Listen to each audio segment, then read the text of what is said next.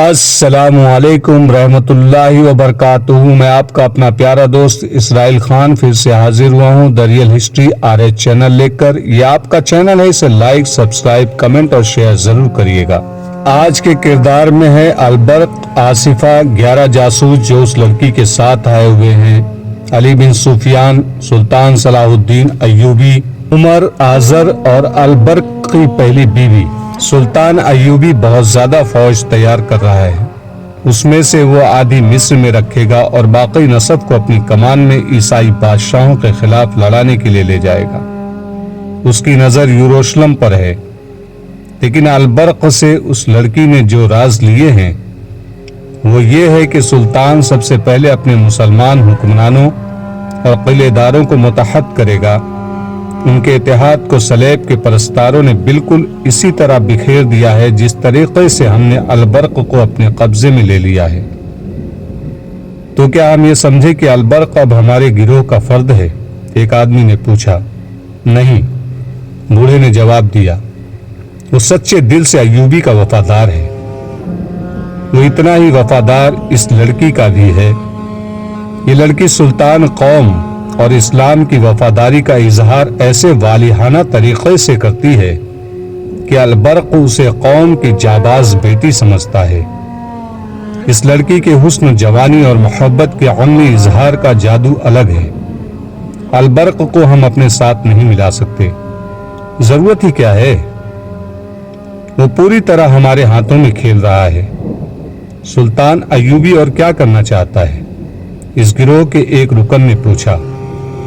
اس کے ذہن میں سلطنت اسلامیہ ہے، بوڑھے نے کہا۔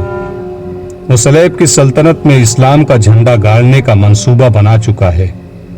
ہمارے ان جاسوسوں کو جو سمندر پار سے آئے ہیں، ایوبی نے گرفتار اور بیکار کرنے کے لیے علی بن سفیان کی نگرانی میں ایک بہت بڑا گروہ تیار کیا ہے۔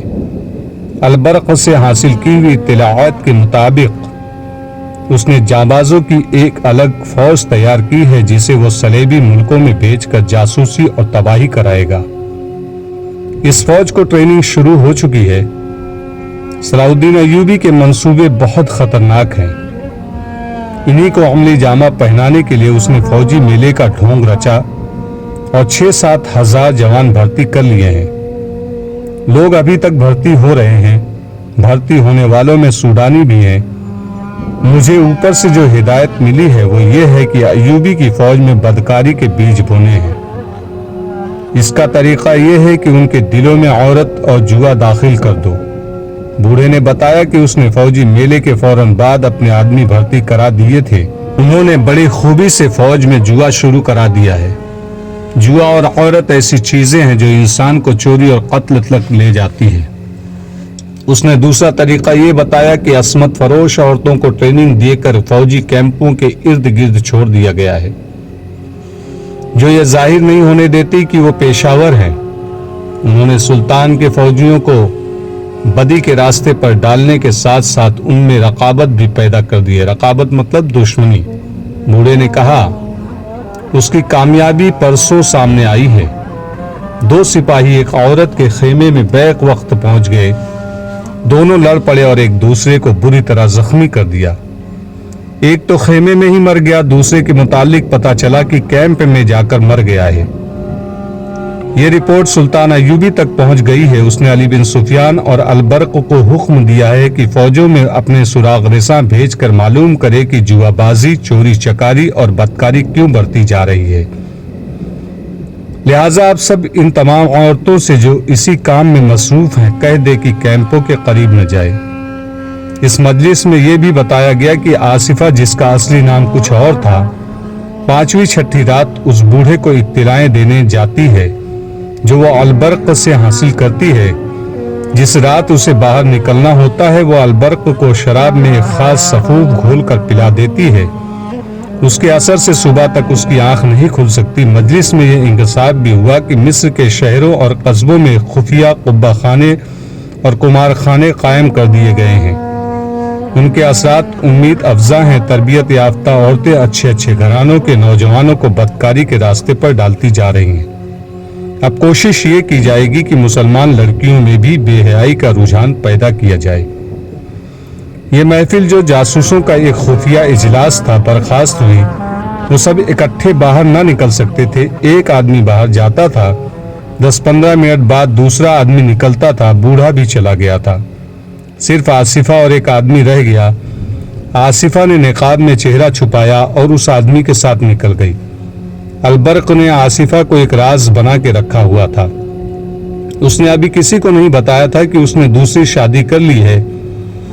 دوسری شادی معیوب نہیں تھی، لیکن وہ ڈرتا تھا کہ دوست مذاق کریں گے کہ اتنا عرصہ ایک بیوی کے ساتھ گزار کر 40 سال کی عمر میں نوجوان لڑکی کے ساتھ شادی کر لی، مگر یہ بھید چھپ نہ سکتا۔ علی بن سفیان نے شہر میں اور فوجی کیمپوں کے ارد گرد اپنے جاسوس پھیلا رکھے تھے۔ اسے یہ اطلاعیں مل رہی تھی کہ فوجی میلے کے بعد شہر میں بھی جوا اور بدکاری بڑھ رہی ہے۔ ایک روز ایک سراغ رساں نے علی بن سفیان کو یہ رپورٹ دی کہ گزشتہ 3 مہینوں میں اس نے 4 بار دیکھا ہے کہ خادم الدین البرق کے گھر سے رات اس وقت جب سب سو جاتے ہیں ایک عورت سیاہ لبادے میں لپٹی ہوئی نکلتی ہے۔ وہ تھوڑی دور جاتی ہے تو ایک آدمی اس کے ساتھ ہو جاتا ہے۔ سراغ رساں نے بتایا کہ 2 بار اس نے یہیں تک دیکھا، تیسری بار اس نے اس عورت کا پیچھا کیا۔ وہ اس آدمی کے ساتھ ایک مکان میں چلی گئی، وہاں سے کچھ دیر بعد نکلی اور اس آدمی کے ساتھ واپس چلی گئی۔ اس سراغ رساں نے بتایا کہ اس نے اس عورت کو گزشتہ رات گھر سے نکلتے ایک آدمی کے ساتھ جاتے دیکھا تو تعاقب کیا۔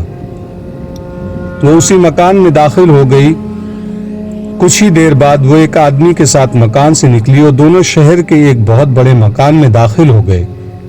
سراغ رساں مکان سے دور دور رہا۔ بہت وقت گزر جانے کے بعد اس مکان سے ایک ایک کر کے 11 آدمی نکلے۔ آخر میں یہ عورت ایک آدمی کے ساتھ نکلی۔ سراغ رساں اندھیرے سے فائدہ اٹھاتے ہوئے ان کے تعاقب میں گیا۔ البرق کے مکان سے کچھ دور آدمی ایک اور طرف چلا گیا اور عورت البرق کے مکان میں داخل ہو گئی۔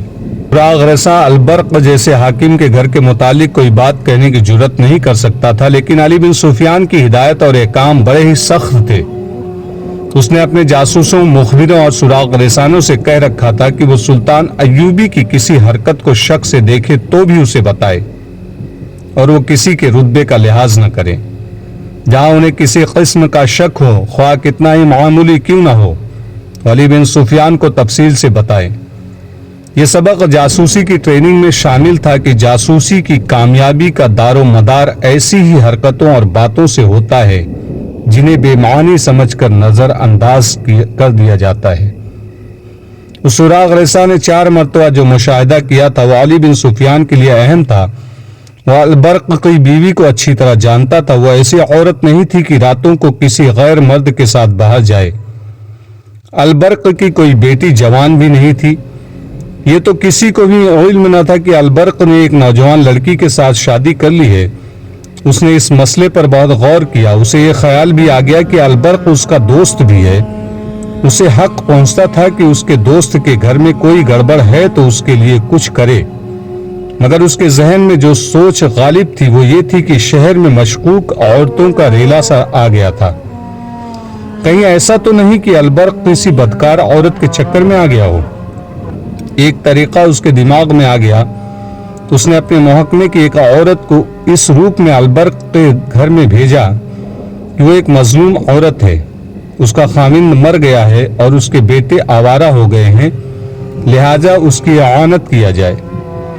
ہدایت کے مطابق یہ عورت اس وقت البرق کے گھر میں گئی جب وہ گھر میں نہیں تھا۔ دوسری ہدایت کے مطابق وہ سارے گھر میں پھری تو اسے آصفہ نظر آ گئی۔ یہ عورت البرق کی پہلی بیوی سے ملی، اپنی فریاد پیش کی اور کہا کہ وہ البرق کی پہلی بیوی البرق سے اس کی سفارش کرے۔ باتوں باتوں میں اس نے کہا، آپ کی بیٹی کی شادی ہو گئی ہے یا ابھی کنواری ہے؟ اسے جواب ملا، یہ میری بیٹی نہیں، میرے خاوند کی دوسری بیوی ہے، 3 مہینے ہوئے انہوں نے شادی کی ہے۔ علی بن سفیان کے لیے یہ اطلاع حیران کن تھی۔ اس کے دل میں یہی شک پیدا ہو گیا کہ رات کو باہر جانے والی اس کی نئی بیوی ہو سکتی ہے۔ علی نے ایک اور عورت کو ہاتھ البرق کی پہلی بیوی کو پیغام بھیجا کہ وہ اسے کہے باہر ملنا چاہتا ہے، مگر البرق کو پتہ نہ چلے۔ اس نے یہ بھی کہلا بھیجا کہ ان کے گھر کے متعلق کوئی بہت ہی ضروری بات کرنی ہے۔ علی نے ملاقات کے لیے ایک جگہ بھی بتا دی اور وقت وہ بتایا جب البرق دفتر میں مصروف ہوتا تھا۔ وہ آ گئی۔ علی بن سفیان کے دل میں اس معزز عورت کا بہت ہی احترام تھا۔ اس نے البرق کی بیوی سے کہا کہ اسے معلوم ہوا ہے کہ البرق نے دوسری شادی کر لی ہے۔ بیوی نے جواب دیا، خدا کا شکر ہے کہ اس نے دوسری شادی کی ہے، چوتھی اور پانچویں نہیں کی۔ باتیں کرتے کرتے علی بن سفیان نے پوچھا، وہ کیسی ہے؟ بیوی نے جواب دیا، بہت خوبصورت ہے۔ شریف بھی ہے؟ علی بن سفیان نے پوچھا۔ آپ کو اس پر کسی قسم کا شک تو نہیں؟ کچھ دیر تک وہ گہری سوچ میں پڑی رہی۔ علی نے کہا، اگر میں یہ کہوں کہ وہ کبھی کبھی رات کو باہر چلی جاتی ہے تو آپ برا تو نہ جانیں گی؟ وہ مسکرائی اور کہنے لگی، میں خود پریشان تھی کہ یہ بات کس سے کروں۔ میرے خاوند کا یہ حال ہے کہ اس کا غلام ہو گیا ہے، مجھ سے تو اب بات بھی نہیں کرتا۔ میں اس لڑکی کے خلاف خاوند کے ساتھ بات کروں تو مجھے گھر سے نکال دے۔ وہ سمجھے گا کہ میں حسد سے شکایت کر رہی ہوں۔ یہ لڑکی صاف نہیں، ہمارے گھر میں شراب کی بو بھی کبھی نہیں آئی تھی، اب وہاں مٹکے خالی ہوتے ہیں۔ علی بن سفیان نے چونک کر پوچھا، شراب؟ البرق شراب بھی پینے لگا ہے؟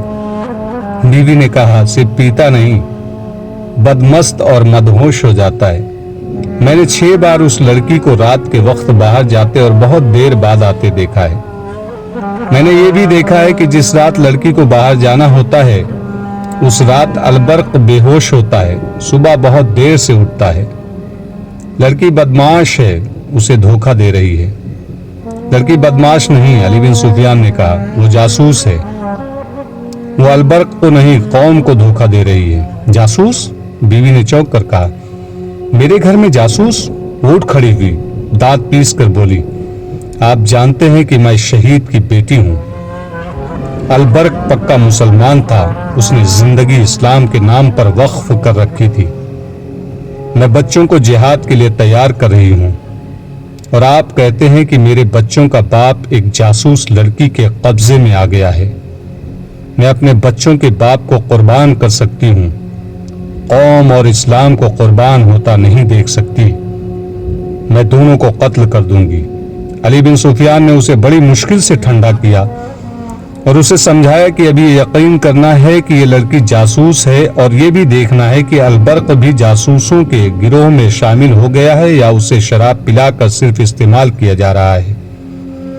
اس عورت کو یہ بھی بتایا گیا کہ جاسوس کو قتل نہیں گرفتار کیا جاتا ہے اور ان کے دوسرے ساتھیوں کے متعلق پوچھا جاتا ہے۔ علی بن سفیان نے اسے کچھ ہدایت دی اور اسے کہا کہ وہ لڑکی حرکت پر نظر رکھے۔ یہ عورت چلی گئی۔ یوں معلوم ہوتا تھا جیسے علی بن سفیان کی ہدایت پر دل سے عمل